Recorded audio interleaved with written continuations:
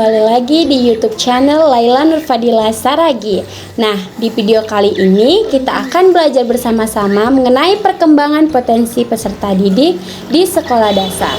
Adapun tujuan dari pembahasan kita kali ini adalah untuk memahami dan mampu mengidentifikasi potensi setiap siswa secara individual serta mengembangkan potensi tersebut agar mereka dapat tumbuh optimal secara akademik, sosial, dan emosional.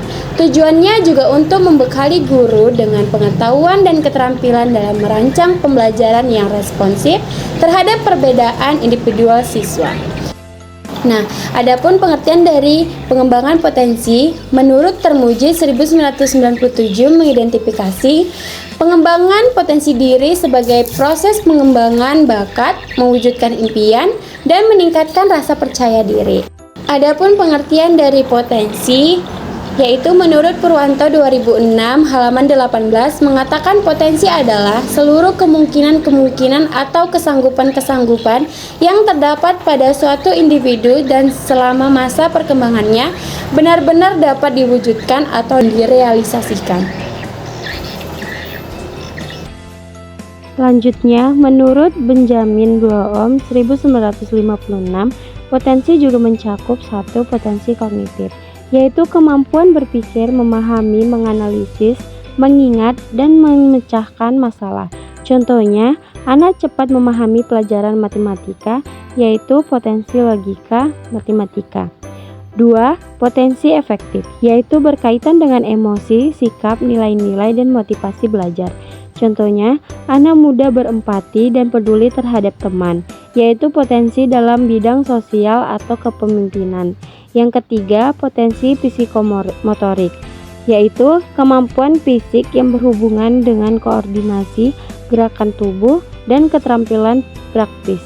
Contohnya, anak lincah saat bermain olahraga atau menari, yaitu potensi atletik atau seni tari.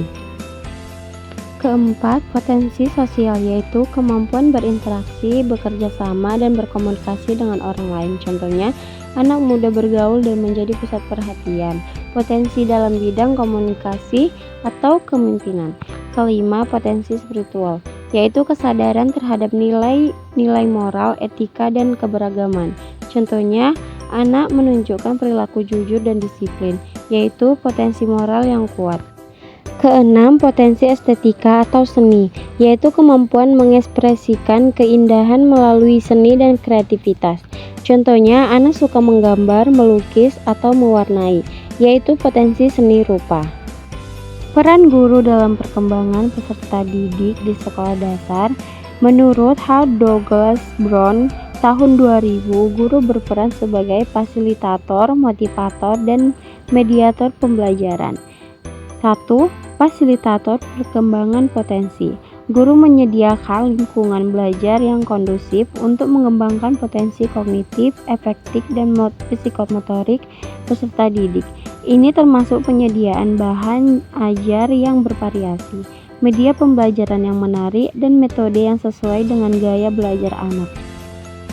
Kedua, motivator dalam pembelajaran. Guru harus mampu memotivasi siswa untuk menggali dan mengembangkan potensinya. Hal ini bisa dilakukan melalui pujian, umpan balik positif, dan pendekatan pembelajaran yang menyenangkan sehingga siswa merasa nyaman dan tertantang untuk berkembang. Ketiga, mediator sosial dan emosional. Guru tidak hanya mengajar konten akademik, tetapi juga membimbing siswa dalam pengembangan sosial dan emosional mereka. Guru menjadi teladan dalam bersikap membantu menyelesaikan konflik dan membina hubungan interpersonal yang sehat. Keempat, pemberi dukungan individual. Setiap anak memiliki potensi dan kebutuhan belajar yang unik. Guru berperan dalam mengidentifikasi kekuatan dan kelemahan tiap siswa, serta memberikan dukungan sesuai kebutuhan mereka, baik dalam bentuk bimbingan belajar maupun konseling ringan.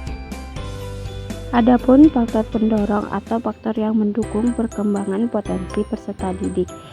Yang pertama, A. Faktor internal. Minat dan bakat.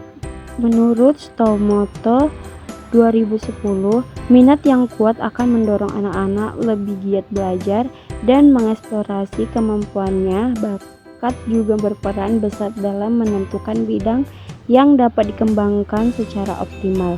Yang kedua, motivasi. Menurut Sudirman 2011, motivasi baik intrinsik maupun ekstrinsik menjadi pendorong utama dalam proses belajar.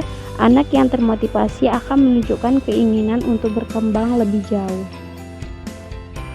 D. Faktor eksternal. Yang pertama, lingkungan keluarga. Menurut Kuryah 2008, dukungan orang tua, pola asuh yang tepat, dan lingkungan rumah yang kondusif sangat berpengaruh terhadap perkembangan anak. Yang kedua, lingkungan sekolah. Menurut Piaget. Menurut teori perkembangan kognitif Piaget, lingkungan belajar yang sesuai dengan tahapan perkembangan anak akan mendorong optimalisasi potensi mereka. Yang ketiga, guru yang kompeten. Menurut Vygotsky, peran guru sebagai more knowledgeable other dalam teori zona perkembangan proksimal atau ZPD sangat penting dalam memfasilitasi perkembangan kemampuan anak. Yang kedua, faktor penghambat atau faktor yang menghambat perkembangan potensi peserta didik. A. Faktor internal. Pertama, kurangnya motivasi. Menurut Sardiman 2011, anak yang tidak memiliki dorongan belajar baik dari dalam diri maupun dari luar cenderung kurang bersemangat dan tidak optimal dalam mengembangkan potensinya. Kedua, masalah kesehatan dan psikologis. Menurut Furlock 2008, gangguan kesehatan fisik maupun mental seperti stres, kecemasan, atau trauma bisa menjadi penghambat serius dalam proses belajar. B. Faktor eksternal. Yang pertama, lingkungan keluarga yang kurang mendukung. Menurut Furlock 2008, keluarga yang tidak memberikan perhatian, dukungan, atau bahkan memberikan tekanan berlebih bisa menghambat perkembangan anak. Yang kedua, lingkungan sekolah yang tidak kondusif. Menurut Slamoto 2010, sekolah dengan fasilitas kurang memadai, suasana belajar yang menegangkan, atau metode pembelajaran yang tidak sesuai bisa menghambat tumbuh kembang potensi anak. Yang ketiga, pengaruh teman sebaya. Menurut Santrok 2007, interaksi sosial yang negatif seperti perundungan atau bullying atau pengaruh kelompok bermain yang kurang baik bisa menurunkan kepercayaan diri dan minat belajar anak.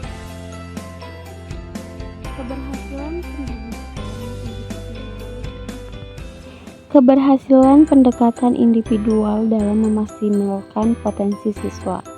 Keberhasilan pendekat individual dalam memaksimalkan potensi siswa dapat dicapai melalui beberapa strategi yang efektif.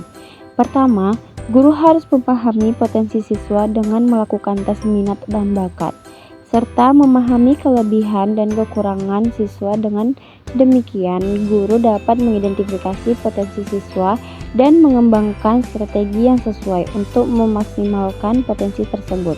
Kedua, guru harus membangun keterampilan dan pengetahuan siswa yang sudah dimiliki. Hal ini dapat dilakukan dengan memahami apa saja keterampilan dan pengetahuan yang dimiliki siswa dan mencari tahu keterampilan apa yang perlu menjadi fokus pengembangan. Contoh pengembangan potensi yang dapat dilakukan oleh guru di sekolah dasar yaitu yang pertama, pembelajaran aktif dan bermakna. Menurut Piaget dan Vygotsky, anak-anak belajar paling baik melalui kegiatan konkret dan interaksi sosial. Guru dapat menggunakan metode pembelajaran aktif seperti diskusi kelompok, bermain peran, dan eksperimen sederhana. Contohnya, membuat proyek sains sederhana di kelas. Yang kedua, simulasi pasar dalam pembelajaran matematika atau ekonomi sederhana. Kedua, pembinaan karakter. Menurut Thomas Licona, pendidikan berkarakter sangat penting di usia dasar. Pertama, guru bisa menanamkan nilai-nilai seperti kejujuran, tanggung jawab, dan kerjasama dalam kegiatan sehari-hari. Contohnya, memberikan tugas piket kelas secara bergiliran, memberikan pujian atau penghargaan untuk perilaku positif. Ketiga, pengembangan kecerdasan majemuk. Menurut Howard Gardner. Yang pertama, setiap anak memiliki berbagai jenis kecerdasan seperti musikal, kinestetik, interpersonal. Yang kedua, guru bisa merancang kegiatan yang memfasilitasi berbagai jenis kecerdasan tersebut. Contohnya, memberikan kesempatan tampil bernyanyi untuk yang musikal. Yang kedua, memberikan tugas kerja kelompok untuk yang interpersonal. Keempat, penggunaan teknologi pendidikan menurut Alvin Toffler dan Unixo. Yang pertama, kecakapan digital dan adaptasi teknologi sejak dini penting untuk masa depan anak. Yang kedua, guru dapat memperkenalkan aplikasi belajar interaktif dan alat digital yang relevan. Contohnya menggunakan aplikasi edukatif seperti Kahoot, Wordwall, atau Google Classroom. Kelima, bimbingan minat dan bakat menurut Carl Rogers. Yang pertama, anak berkembang optimal jika merasa dihargai dan bebas mengekspresikan dirinya. Yang kedua, guru bisa memberi ruang eksplorasi minat dan bakat, misalnya lewat ekstrakurikuler. Contohnya, yang pertama mengadakan lomba menggambar, menulis, atau menyanyi. Yang kedua, menyediakan waktu slow and tell atau presentasi minat pribadi. Peran orang tua terhadap perkembangan potensi peserta didik di sekolah dasar, yaitu 1. Menurut Hurlock, keluarga terutama orang tua memegang peran penting dalam membentuk kepribadian dan perkembangan anak. Orang tua adalah pendidik utama dan pertama bagi anak. Dukungan, perhatian, dan keterlibatan mereka dapat mendorong anak untuk mengembangkan potensinya secara optimal, baik secara intelektual maupun emosional. Kedua, menurut Slamet Santoso 2005, ia mengatakan bahwa lingkungan keluarga, khususnya peran orang tua, memiliki pengaruh yang besar terhadap motivasi belajar anak. Orang tua yang aktif mendampingi belajar anak akan membantu meningkatkan rasa percaya diri dan prestasi anak di sekolah. Yang ketiga, menurut Desmita 2019 menekankan bahwa perkembangan potensi anak, termasuk aspek kognitif, sosial, dan emosional, sangat dipengaruhi oleh interaksi dan komunikasi yang dibangun orang tua dengan anak. Keteladanan dan pola asuh yang tepat dari orang tua menjadi fondasi utama dalam membentuk karakter anak. Yang keempat, menurut Vygotsky 1978, perkembangan kognitif anak dipengaruhi oleh interaksi sosial termasuk interaksi dengan orang tua. Orang tua yang memberikan stimulasi, tantangan, dan dukungan akan membantu anak mencapai zona perkembangan proksimalnya, yaitu potensi yang bisa dikembangkan dengan bantuan orang tua.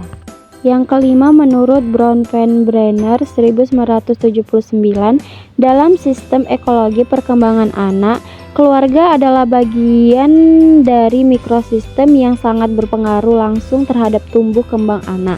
Orang tua berperan dalam menciptakan lingkungan yang mendukung pembelajaran, memberikan nilai-nilai, dan mendorong perkembangan potensi akademik dan non-akademik anak.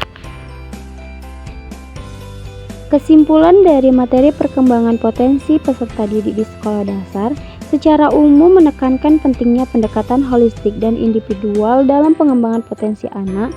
Perkembangan kognitif, efektif, dan psikomotorik harus diintegrasikan dan dipertimbangkan secara individual, karena setiap anak memiliki kecepatan dan gaya belajar yang berbeda. Para ahli juga menyoroti peran lingkungan sekolah yang suportif dan simulatif, serta pentingnya kolaborasi antara guru, orang tua, dan komunitas dalam memaksimalkan potensi peserta didik. Pentingnya penilaian autentik yang melihat perkembangan holistik anak, bukan hanya aspek akademik, juga menjadi poin penting. Kesimpulannya, pengembangan potensi peserta didik di SD membutuhkan pendekatan yang komprehensif, responsif terhadap kebutuhan individual, dan berfokus pada pertumbuhan menyeluruh anak. Sekian dari pembahasan saya kali ini. Semoga yang saya sampaikan dapat bermanfaat bagi teman-teman semua. Dan terima kasih.